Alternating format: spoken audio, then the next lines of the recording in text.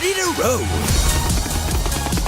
Foamstars is a new online shooter game from Square Enix that features foam guns and boards. The internet was quick to compare it to Splatoon and make jokes about, well, bodily fluids, because of the foam you spray on your enemies. Foamstars 4v4 competitive matches have you spraying the map with colored foam, at which point you can surf across the bits that your team has foamed for an extra speed boost, like Splatoon. Although marking the map in your team's color isn't the goal here, in any game mode.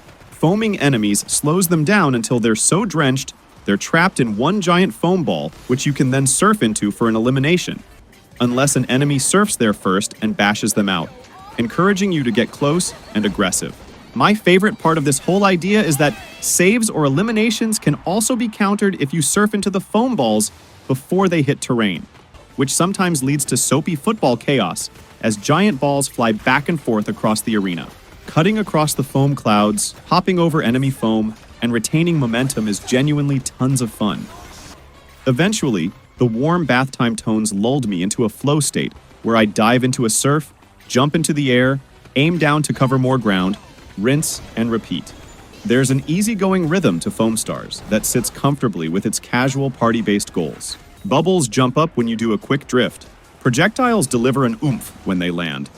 It tickles a special, childlike part of my brain. That's probably why I filled up the entire lobby area with foam while mentally checking out of a boring phone call in the real world. Thinking about it a little deeper, Foamstars doesn't really commit to the bit in quite the same way Splatoon does. Splatoon is a game about paint, so it makes sense that your ammo sticks on stuff. Foamstars is a game about foam that acts like paint and solid gunk, without properly capitalizing on a fun concept. Some have foam guns that shoot slowly or quickly. One can make turrets. But most of the abilities are for moving or hitting many enemies. Guido is different. He can be a shark and swim in the foam, then use a close-range shotgun. But most of the characters are too similar and don't work well together.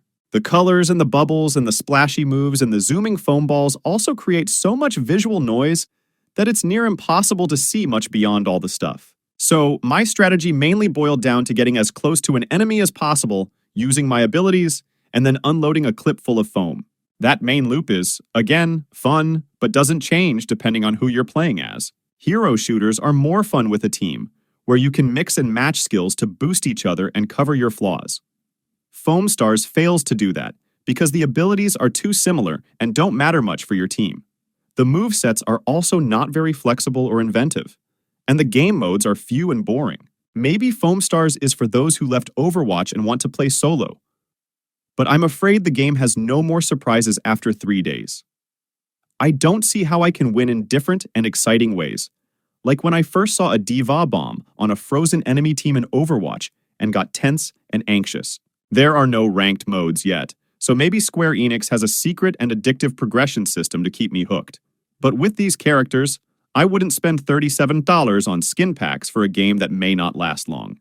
The game also has a strange gacha progression. You can craft stat buffs for each character, but you need a rare resource that you can only earn or buy, and you can't pick the type or strength of the buff. This makes me worry about pay-to-win issues in the future. Foamstars does have a lively J-pop music and a happy Labrador mood. The game's TV show Foam Smash and the fancy Bath Vegas City go well with the game's anime look, making it different from the usual dull army or space wizard games. Foamstars has some humor, on purpose or not, but it's not a good sign for this shooter if the characters are more fun than the shooting. The PvE mode is also boring. Like the rest of the game, it's worth checking out while it's free on PS Plus, because Foamstars has some good mechanics for a game about bubbles.